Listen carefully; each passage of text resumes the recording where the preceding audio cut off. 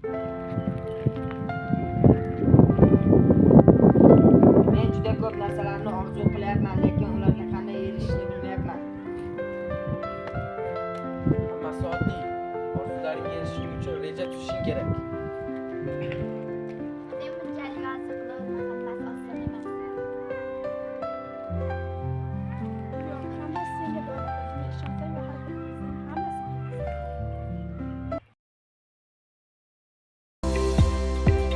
Maqsad qo'yish va unga intilish eng muhim jihat. Sen har kuni kichik qadamlar bilan